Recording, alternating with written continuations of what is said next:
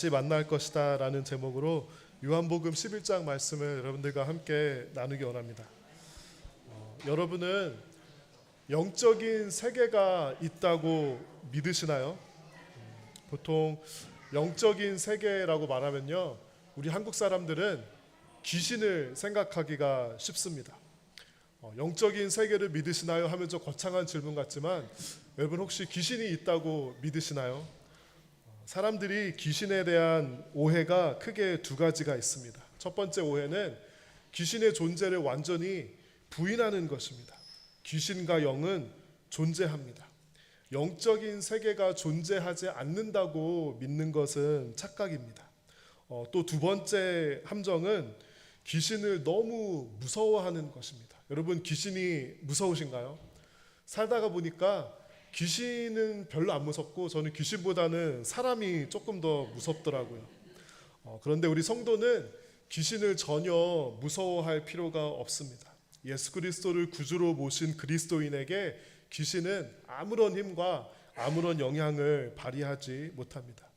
오늘은 부활에 대해서 여러분들과 함께 성경에서 우리를 향해 무엇을 말해주고 있는지 나누려고 합니다. 부활은 이 세상에서 자주 일어나는 일이라기보다는 이 세상과 다음 세상을 잇는 그 죽음 너머에, 그 죽음 어딘가에 나타날 일입니다. 우리가 경험하고 만질 수 있는 어떤 물질적인 것이나 신체적인 것이나 어떤 물리적인 현상이라기보다는 조금 더 영에 속한 그런 일과 현상이라고 볼 수 있습니다. 그래서 우리는 이런 영의 세계에 있는 것들을 더 알고 보기 위해서 믿음이 필요한 것입니다. 어떤 사람들은 내가 볼 수 있고 만질 수 있고 증명할 수 있는 것만 믿겠다는 사람이 있습니다. 이런 마인드를 가지면 하나님, 신앙, 믿음, 부활 이런 것들이 참으로 허무맹랑하게 들릴 수밖에 없습니다. 어떤 사람들은 교회를 찾아오는 이유가 교회 가면은 교제도 나눌 수 있고 사람들이 나이스한 것 같기도 하고 교회에서 하는 얘기가 좋은 얘기겠지 나쁜 얘기겠어 하는 마음을 가지고 교회를 오다가 어떤 믿음, 부활, 영적인 세계 이런 얘기가 나오면은 순간적으로 마음을 닫아버리는 사람도 있습니다. 하지만 과연 내가 볼 수 있고 만질 수 있고 증명할 수 있는 것들만 실존한다고 우리는 그렇게 자신감 있게 이야기할 수 있을까요? 먼저 우리가 눈으로 볼 수 있는 것들에 대해서 잠깐 이야기를 해보겠습니다. 눈으로 볼 수 있다는 것은 실존한다는 강력한 증거입니다. 하지만 눈에 보이지 않는다고 해서 실존하지 않는다고 그렇게 주장할 수 있을까요? 눈에 보이는 것은 빛이 있기 때문에 보이는 겁니다. 그렇죠? 빛이 없는 아주 칠흑같이 깜깜한 어두운 방에 여러분들이 홀로 있다고 생각해 보시기 바랍니다. 아무것도 없습니다. 아무것도 보이지 않습니다. 하지만 그 방 안에는 책상이 있고 의자가 있어요. 내가 볼 수 있는 것과 볼 수 없는 것과 상관없이 빛이 있는 것과 빛이 없는 것이 상관없이 그 책상과 의자는 그 방 안에 실존하고 있습니다. 그렇죠? 그런데 태어나서 한 번도 빛을 보지 못한 사람이나 눈을 보지 못한 사람이 내 눈에 보이는 것이 없으니까 이 방에 있는 책상과 의자는 실존하지 않는 것이야 라고 말한다면 그것은 누가 봐도 명백하게 오류일 것입니다. 우리가 본다고 하는 것은 빛의 도움을 통해서만 볼 수 있습니다. 비가 오고 난 다음에 56번 프리웨이를 달리면은 왜 거기서 저는 무지개를 자주 봤는지 모르겠는데요. 56번 프리웨이를 달리면은 무지개가 아주 예쁘게 이렇게 보일 때가 있습니다. 여러분, 무지개는 왜 생기죠? 빛이 오는데 공기 중에 비가 오고 난 다음에 물의 입자가 공기 중에 많이 있으니까 빛이 오다가 물을 만나서 빛이 굴절되니까 이 빛의 다양한 파장들을 우리는 빨주노초 파남보라는 무지개의 색깔로 우리의 눈이 인식을 하는 것입니다. 다시 말하면 빛은 저 다양한 파장들의 이 빛들이 모여 있으면 그것을 우리는 빛이구나 라고 그렇게 판단을 하는 것입니다. 그런데요, 여러분, 우리가 보는 그 빛을 어떤 물질에 닿고 그 물질이 특정 웨이브랭크의 빛을 반사하는 것이 바로 색깔입니다. 그렇죠? 이 빛도 웨이브랭크가 있기 때문입니다. 그래서 예를 들어서 이 마이크는 검정색입니다. 그렇죠? 여러분 근데 이 마이크의 본질이 실존하는 그 성질 자체가 검정색인가요? 아니면 빛을 흡수하고 아무것도 반사하지 않기 때문에 우리는 검정색으로 perceive하고 우리 뇌에서 그렇게 프로세스하는 것뿐인가요? 너무 복잡하게 그렇게 따지고 있나요? 다음 슬라이드 보여주시면은요, 우리가 눈으로 볼 수 있는 이 visible light은 이 파장의 스펙트럼의 아주 작은 부분에 불과합니다. 우리가 라디오를 어떻게 듣죠? 라디오 웨이브가 지나가고 있기 때문에 라디오를 들을 수가 있는 겁니다. 라디오는 그 웨이브랭스가 아주 길어서 몇 미터 정도 되는 그 웨이브랭스가 있는데요. 라디오 웨이브는 몸에 크게 해롭지 않습니다. 웨이브랭스가 길고 그만큼 에너지가 많이 이렇게 모여 있지 않기 때문입니다. 그런데 이 비지블 라이트를 조금 넘어가면은 울트라 바이올렛, 이제 UV 라이트 있죠. 그것이 바로 우리 밖에서 오랫동안 있으면은 피부가 타고 아프게 되는 자외선입니다. 여러분 자외선이 눈에 보이나요? 자외선 눈에 보이지 않아요. 하지만 자외선은 존재합니다. 그 위로 가면 뭐 엑스레이도 있고 감마레이도 있고 여러 가지 파장이 있는데 그 중에 우리가 볼 수 있는 것은 아주 작은 일부분의 파장들만 우리의 눈으로 볼 수 있는 것입니다. 그렇기 때문에 눈에 보이지 않는다고 존재하지 않는다. 또는 눈에 보이지 않기 때문에 믿을 수 없다. 나는 눈에 보이지 않는 것은 믿지 않겠다라는 것은 아주 좁고 작은 세계관으로 살아가겠다라고 그렇게 말하는 것과 똑같습니다. 우리가 만지는 물체도 똑같습니다. 이 물체가 있죠. 우리는 이 만질 수 있기 때문에 이것이 실존한다고 생각을 하는데요. 이 물체는 온도가 있고 질감이 있습니다. 하지만 조금만 더 물리학적으로 들여다보면은 이 물체는 분자의 배열에 불과하고요. 분자는 원자로 이루어져 있고 이 원자도 일렉트론이 있고 중성자가 있고 프로톤이 있는데 이것의 어떤 배열을 통해서 우리의 피부의 촉각으로 이 센서로 만져지는 것을 우리는 질감 또는 촉감이라고 그렇게 이야기를 하는 겁니다. 조금 더 물리학적으로 보자면 이 물질은 99.9999% 비어 있다고 말합니다. 그런데 우리가 어떻게 이것이 실존한다고 이야기할 수 있을까요? 복음을 전하기 위해 사용되는 사형리는 이렇게 시작됩니다. Just as there are physical laws that govern the physical universe, 이 물질 세계를 주관하는 그런 법칙들이 있듯이 우리와 하나님과의 관계를 주관하는 영적인 법칙들이 있습니다라고 사형리는 이렇게 시작을 합니다. 기독교는 물질 세계를 부정하지 않습니다. 기독교는 과학을 부정하지 않습니다. 물질 세계에서는 법칙들이 있어요. 이것을 사람들이 물체가 떨어지네, 별이 도네 하고다 보니까 이것을 수학적인 공식을 발견할 수 있는 것을 알게 되었습니다. 연력학의 법칙이 있고요, 중력의 법칙이 있고 질량 보존의 법칙들이 있습니다. 이런 물질 세계에 있는 법칙들은 우리가 관찰이나 실험이라는 방법을 통해서 이것을 규명할 수 있고 증명할 수 있고 수학적인 공식들을 그렇게 figure out 할 수가 있는 것입니다. 하지만 성경에는 분명히 물질 세계가 있지만 영적인 세계 또한 있다라고 그렇게 말해주고 있습니다. 그런데요, 사람들이 나는 보지 못하고 만지지 못하고 증명할 수 없는 것은 있다고 인정할 수 없다라고 말할 때 마치 물질 세계를 판단하기 위해 우리가 사용하는 방법들을 영적인 세계에도 똑같이 사용하려고 하는 오류를 범하고 있는 것입니다. 영적인 세계를 들여다볼 수 있는 눈이 있고 방법이 있는데요, 그것은 바로 믿음입니다. 그렇기 때문에 우리가 믿음을 통해서, 말씀을 통해서 하나님과 우리에는 어떤 일이 일어나고 있고 영적인 세계에는 어떤 일이 일어나고 있는지 이 영적인 관계들과 법칙에 대해서 성경에서 우리에게 말해주고 있는 것입니다. 부활이 있습니까? 부활을 어떻게 믿을 수 있습니까? 라고 주장하는 사람들이 있을 수 있습니다.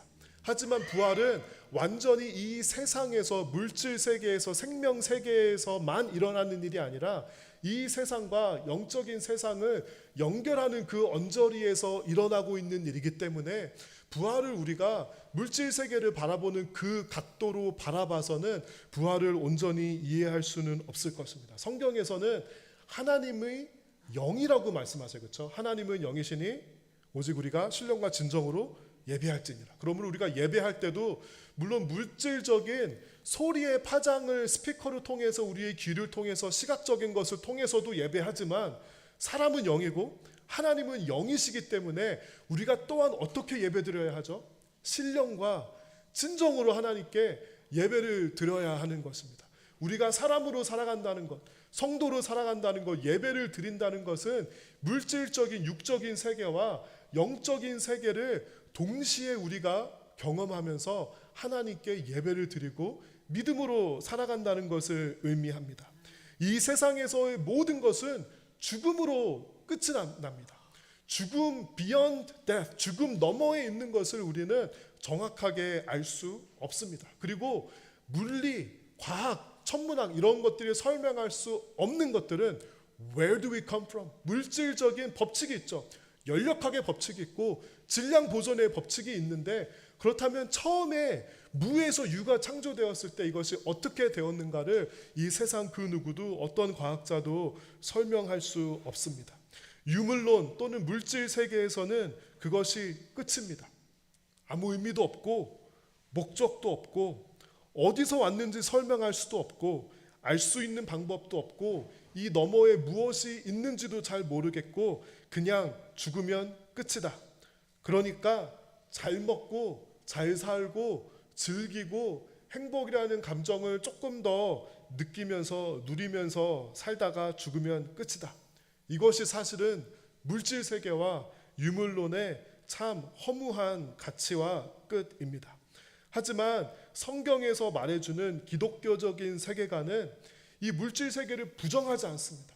육적인 것이 나쁜 것이 아니에요. 하지만 영적인 세계가 분명히 있다. 우리의 신앙의 여정이 무엇이냐면 이곳에서 우리가 육신을 가지고 태어나서 살아가면서 영적인 것을 배우고 탐구하고 믿음을 통해서 하나님의 세계를 바라본 다음에 죽음과 부활을 거쳐서 우리는 하나님과 영원히 살 수 있을 것이다 라고 말해주고 가르쳐주는 것이 바로 성경적인 세계관인 것입니다.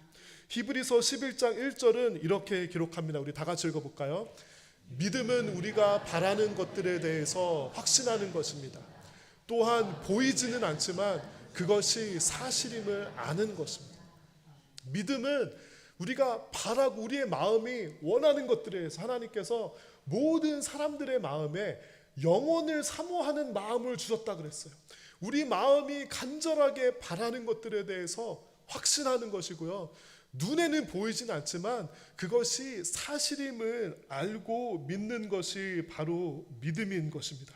그렇기 때문에 우리가 영적인 세계를 바라볼 때 믿음을 통해서 바라봐야 하는 것입니다. 그런데요, 교회를 다니고 신앙생활을 하면서도 믿음을 통해서 영적인 세계를 바라보지 않고 세상 사람들이 사는 것처럼 유물론과 물질 세계의 한계 안에서만 우리가 거하고 있다면, 어떻게 하면 더 맛있는 거 먹고 더 좋은 물질들을 누리고 더 이 세상에서 좋은 것, 기쁜 것, 감각으로 만족시키는 것을 누리고자 하는데 우리의 온 관심과 시선이 집중되어 있다면 사실은 기독교적 세계관이 말해주는 것을 우리가 미싱하고 있는 것입니다. 우리 기독교 믿음을 통해서 이루고자 하는 것은 성공과 자아 성취와 이 세상에서 만족을 누리는 것이 아닙니다. 우리 기독교 믿음은 이 세상이 너무나도 중요하다, 소중하다. 이 세상의 만족은 하나님의 선물이에요. 그것을 다 부정하고 부인하고 여러분 재산을 다 팔고 어디로 뭐 고생하라고 그런 것이 아니라요. 이 세상에 있는 모든 은혜와 축복과 감사들은 하나님의 성품을 나타내는데 단 여기가 끝이 아니라는 것입니다. 우리가 영적인 세계가 있으며 죽음 너머에 있는 그 삶을 맞이할 믿음을 준비시키면서 그 믿음으로 이 하루를 내가 살아가고 있는가, 이 마지막 날은 우리에게 언제 찾아올지 모릅니다. 그렇기 때문에 오늘이 마지막인 것처럼 이 예배가 내가 드리는 마지막 예배가 드릴 수 있는 것처럼 살아가라고 말해주는 것이 바로 기독교적인 세계관인 것입니다. 고린도후서 5장 7절 우리 다 같이 읽어보면 좋겠습니다. 사실 우리는 믿음으로 사는 것이지 보는 것으로 사는 것이 아닙니다. 영어 표현이 너무 멋있습니다. For we live by faith and not by sight. 그래서 하나님께서는요, 성도가 이 땅을 살아갈 때 눈으로 보이는 것만을 쫓으면서 살아가는 것이 아니라 점점 더 믿음의 눈을 열어서 믿음으로 살아가는 것이 성도의 삶이다라고 우리에게 말해주고 있는 것입니다. 부활은 바로 이 관점을 통해서 우리가 바라보고 해석해야 하는 것입니다. 우리가 부활절을 통해서 예수 그리스도의 부활에 대해서 많이 나누었는데요. 오늘 나눌 이 부활은 예수님의 부활이 아니라 모든 성도가 경험할 우리의 부활입니다. 리 스트로벨이라는 사람이 있습니다. 제가 예전에도 이 사람에 대해서 몇 번 나눈 적이 있는데요. 이 사람은 시카고 트리뷴지의 저널리스트였습니다. 무신론자였는데요. 이 사람은 저널리스트의 기질을 발휘해서 하나님이 진짜인가? 믿음이 make sense 하는가? 예수 그리스도는 정말 실존했던 인물이며 그가 만들었던 클레임은 다 사실인가? 이것을 저널리스트의 관점으로 이렇게 파헤치기 시작합니다. 방대한 자료를 수집하고요. 전문가들을 인터뷰하면서 그가 무신론자로 시작했는데 그가 나중에는 예수님을 만나고 믿음을 가지게 되었습니다. 그가 쓴 유명한 책이 있는데요. The Case for Christ, The Case for The Case for Faith도 있고 여러 가지가 있는데요. 그가 쓴 책 중에 하나가 The Case for Easter이었습니다. 예수님의 부활에 대해서 정말 증거들을 다 습득한 다음에 예수님의 부활이 사실이었다는 것을 규명한 책입니다. 이런 사람들이 꽤 많이 있습니다. 20세기에 유명한 무신론자 프랭크 모리슨이라는 변호사가 있었는데요. 그는 부활이 거짓임을 증명하려는 사람이었습니다. 방대한 자료를 바탕으로 부활이 거짓임을 논증하는 글을 썼다가 그는 예수님을 만났고요. 나중에 그가 쓴 책의 제목은 누가 돌을 옮겼는가라는 제목이 바뀌어서 부활을 증거하는 그런 책을 썼습니다. 부활이라는 열쇠를 우리 손에 쥐고 있지 않다면 기독교는 허상입니다. 교회도 허상에 불과합니다. 부활에 대한 소망이 없다면 크리스천은 위선으로 살아가고 있는 것입니다. 여러분 가운데 부활을 소망하고 영원한 것을 사모하는 마음이 여러분 가운데 있습니까? 이 부활이 사실은 우리에게 잘 와닿지 않는 주제이기 때문에 예수님께서 한 가지 스토리를 통해서 우리에게 말씀해 주셨습니다. 아까 바이블 타임에 나눈 나사로의 이야기인데요. 아까 나눴기 때문에 제가 조금 이렇게 빠르게 스킵을 하겠습니다. 마리아와 마르다의 이제 오빠가 바로 나사로, 라자루스였는데요. 그들이 오빠가 아프니까 예수님을 향해 사람을 보냅니다. 근데 예수님께서는 나사로가 죽은 다음에야 이제 메리와 마르다와 라자루스의 집으로 오십니다. 성경에 보면요, 나사로가 죽은 다음에 4일이 지나면 시신이 부패해서 냄새가 나기 시작합니다. 완전히 나사로가 죽은 다음에 예수님께서 이 나사로를 다시 살리는 그런 일이 일어납니다. 이런 이야기들을 여러분 혹시 들어보셨는지 모르겠습니다. 어떤 사람이 죽었습니다. 장례를 치르고 있는데 갑자기 관에 누워있다가 벌떡 일어나서 다시 살아나는 사람의 이야기를 혹시 들어보셨는지 모르겠어요. 그런 일들이 간혹 있다고 합니다. 그런데 혹시 삐딱한 사람들이 나중에 이 얘기를 듣고 나사로 혹시 잠깐 기절했다가 또는 그런 것 때문에 그렇게 다시 이렇게 나온 거 아니야? 라고 얘기를 할까봐 예수님께서는 일부러 4일을 기다리셨어요. 시신이 부패하는 냄새가 났습니다. 완전히 죽은 것입니다. 이제는 다시 살아날 가망이 없는 것입니다. 그런데 예수님께서는요, 나사로를 살리셨어요. 우리 요한복음 11장 23절과 24절 다 같이 읽어보겠습니다. 예수님께서 말씀하셨습니다. 내 오빠가 다시 살아날 것이다. 마르다가 대답했습니다. 마지막 날에 있을 부활 때 제 오빠가 다시 살아난다는 것을 제가 압니다. 우리는 마르다 하면은 어떻게 기억하죠? 죄송합니다. 마리아가 예수님의 그 발밑에 앉아서 향유 옥합을 깨고 이렇게 있을 때 마르다는 막 불평하죠. 예수님한테 막 신경질 내고 짜증을 내죠. 성격 있는 사람이에요. 그런데 그 사건 때문에 그 이미지가 우리의 머리에 각인되어서 마르다는 참 몇천 년 동안 많이 고통을 받고 있습니다. 그런데 마르다는요, 사실 부활신앙이 있던 사람이었어요. 마지막 날에 있을 부활 때 제 오빠가 다시 살아난다는 것을 제가 압니다. 부활신앙을 가지고 있었던, 우리 생각보다는 훨씬 더 믿음이 좋던 사람이었습니다. 그런데 그런 마르다도 예수님께서 부패하는 냄새가 펄펄 풍기는 자기의 오빠를 다시 살아내게 하실 수 있을 것이라고는, 거기까지는 마르다도 사실 믿지 못한 것입니다. 여러분, 죽은 다음에 다시 살아나는 육체의 부활이 모든 사람이 이 우리의 숨이 붙어있어 이 세상에서 경험하는 것은 아닙니다. 이것은 굉장히 예외적인 어떤 예수님께서 이그젬플로 그렇게 하신 일입니다. 하지만 이걸 통해서 예수님께서 무엇을 말씀해 주고 싶으셨을까요? 예수님의 부활까지는 하나님의 아들이니까 우리가 믿을 수 있지만 우리 또한 부활할 것을 예수님께서 말씀해 주신 것입니다. 여러분, 부활한 후에 우리는 다시 만날 것입니다. 인생을 살다가 보면은요, 만날 때가 있고 헤어질 때가 있습니다.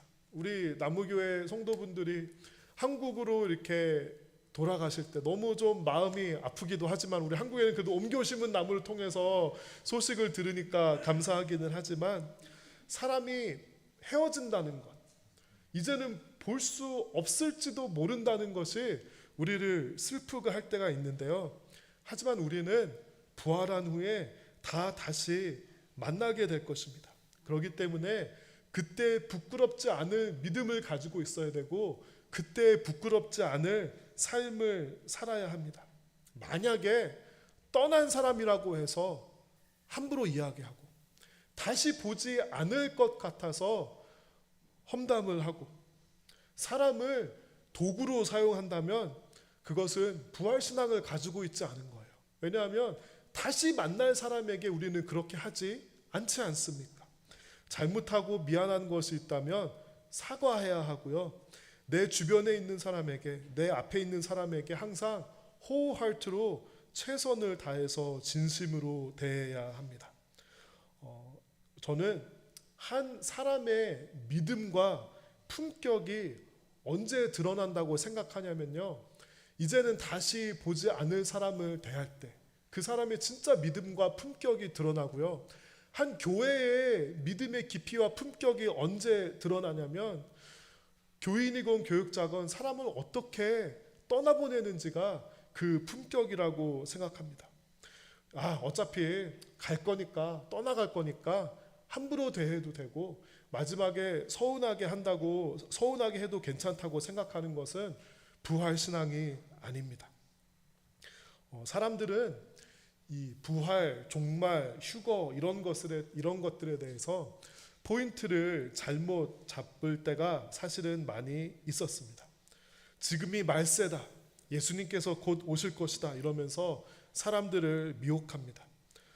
1988년에 휴거를 주장하던 다미선교회, 종말론을 주장하던 하나님의 교회 등등, 이 마지막 때, 그러니까 우리가 다시 죽은 다음에 살아날 때가 언제일지를 자꾸 맞추려고 하고, 어떤 특정 그룹만, 어떤 특정 선지자나 어떤 특정 교회나 그룹만이 이 지식을 알고 있다고 그렇게 거짓을 이야기하고 공포심을 조장하는 이런 시도들이 있었습니다. 여러분, 제가 분명히 말씀드리는 것은 어떤 날짜를 이야기하고 어떤 공포심을 조장하고 특정 그룹만이 그런 일을 알 수 있다고 말하는 그런 모든 것들은 잘못된 신앙입니다.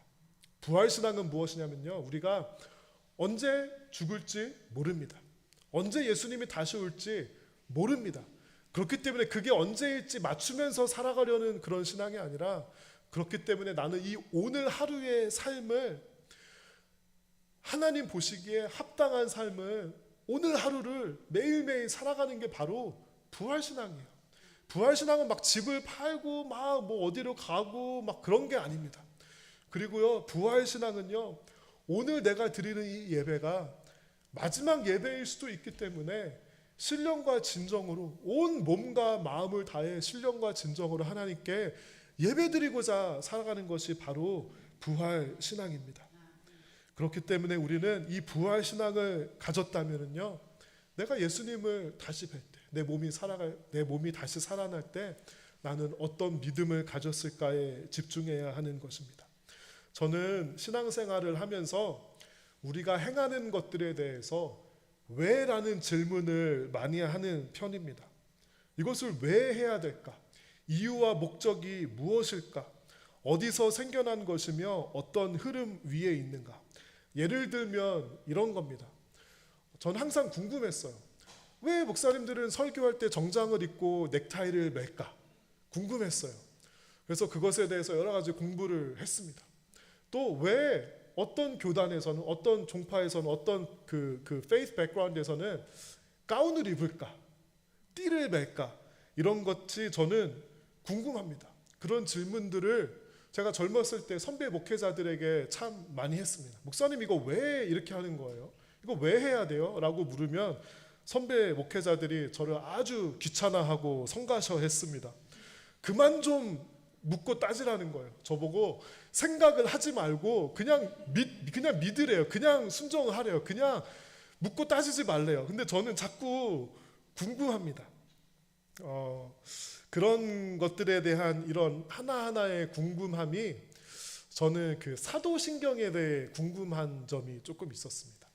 사도신경이 언제 생겨났고 언제부터 이것이 어떤 그 신앙의 고백으로 만들어졌으며 왜 우리가 예배 때 이 사도신경을 할까? 우리 남무교회도 사도신경을 하죠. 제가 처음 교육자가 됐을 때 중고등부 사역을 했습니다. 근데 이 중고등부 학생들은 어텐션 스팬이 길지가 않아요. 예배가 지루하면은 잘 집중을 하지 못합니다. 이제 중고등부 예배를 딱 가보니까 제가 느끼는 바로는 너무 이 어텐션 스팬이 짧은 애들에게 적합하지 않다고 생각했어요. 그래서 저는 조금 더 뭐 재미라고 하기는 뭐하지만 아이들의 어텐션을 어떻게 하면 잃지 않을까에 대한 그런 고민들을 했습니다. 그래서 이제 고민한 것 중에 하나가 그때 당시 생각으로는 사도신경은 중고등부 예배에 적합하지 않다. 저는 그때 그렇게 생각을 했었습니다. 그래서 중고등부 예배 때 좀 사도신경을 빼면 어떨까? 이제 그러면 큰일 난다고 생각하시는 분들도 있는데, 네, 사도신경은 성경에 있는 건 아닙니다. 그렇죠? 이 모든 답들은 사실 성경에 있다기보다는 교회 역사에 있습니다. 교회사에 있습니다. 아무튼 이제 제가 그렇게 생각을 하고 이제 그거를 건의하려고 이제 몇 달을 좀 고민을 하고 있었는데, 이제 그때 중고등부 예배를 드리면서 이 사도신경을 암송하는데 제 주변에 있던 중학생들, 고등학생들이 있었습니다. 이 친구들이 예배 때 엄청 말도 안 듣고 집중도 안 하고 헌금 때 지폐를 접어서 비행기를 만들어서 헌금하면 어떻게 넣을 수 있을까 이거를 경쟁하는 애들이었는데요. 얘네들이 사도신경을 외우면서 은혜를 받는 거예요. 저 이해가 안 갔어요. 어떻게 사도신경을 외우면서 은혜를 받을 수 있지? 그때 제가 틀렸다는 것을 깨달았습니다. 예배는 뭐 재미있게 해서 사람의 관심과 집중을 끌어서 하는 것이 아니라 그 신앙 고백에 중고등부 학생들이 은혜 받는 그 모습들이 저는 아직도 잊혀지지가 않습니다. 지금도 사도신경을 외울 때 저는 그 중고등학생 애들의 목소리가 아직도 귀에 울리는 것 같아요. 걔네들 지금 뭐 할 수 있을까 궁금합니다. 여러분 혹시 궁금하셨다면 애들이 사도신경 때 은혜를 받았다고 해서 다음 주에 헌금 시간에 비행기를 안 만들었다는 건 아닙니다. 예, 그런 얘기는 아닌데, 또 떠들고 막 애들은 자기 할 거 하고 그러지만 그 신앙 고백을 하면서 자기의 믿음을 고백하는 그 시간들을 제 눈으로 분명히 보았습니다. 사도신경의 마지막 부분이 이렇게 되죠. 몸이 다시 사는 것과 영원히 사는 것을 믿사옵나이다. 여러분 믿으세요? 우리 몸이 다시 사는 것과 영원히 사는 것을 믿으세요? 이것이 우리 성도의 소망의 근원입니다. 여러분 이 세상에서 살 때는요, 눈에 보이는 것에 우리가 영향을 받고요, 만지고 이런 물질적인 것에 영향을 받을 수밖에 없습니다. 우리가 이 세상을 살아갈 때는요, 몸이 아프기도 하고 여러 가지 삶의 상황과 환경들이 어렵기도 합니다. 하지만 그때 우리가 기억해야 할 것은 우리의 몸이 다시 사는 것과 영원히 사는 것을 우리는 반드시 기억해야만 합니다. 우리는 부활 신앙을 가지고 눈에 보이는 것으로 사는 것이 아니라, 나는 믿음으로 사는 성도이지, 내가 몸이 다시 살고 영원히 살 때, 그때가 되면은 지금 내가 하고 있는 이 고민들은 어떤 의미가 있을까? 나의 몸이 다시 살고 영원히 사는 그 날이 되면은 지금 내가 가지려고 이렇게 애쓰고 노력하고 있는 것이 어떤 의미가 있을까? 혹시 내가 그때 가면 지금 하고 있는 이 고민과 노력들에 대해서 부끄러워할 것인가? 아니면 그때 나는 믿음으로 살았어라고 자랑스러워할 수 있을 것인가? 우리가 그 시각으로 우리의 삶을 바라보며 하루하루를 살아나가는 것이 바로 부활 신앙인 것입니다. 여러분 우리는 부활에서 꼭 다시 만날 것입니다. 그렇기 때문에 믿음을 포기하지 마시고요, 눈에 보이는 것으로 살지 말고 믿음으로 살며 그날이 다가왔을 때 부끄럽지 않은 이 부활 신앙의 길을 가는 저와 여러분들이 될 수 있기를 축원합니다. 우리 찬양팀 나와주시고요, 우리 다 함께 가능하신 분들 일어서서 이 사도신경을 노래로 만든 찬양이 있습니다. 이 찬양을 부르면서 우리가 가사를 하나하나 곱씹으며 이것이 우리의 믿음이 되었으면 좋겠습니다. 하나님, 부활 신앙을 가진 성도가 되게 하여 주시옵소서. 우리 기도하는 마음으로 이 찬양을 부르면 좋겠습니다.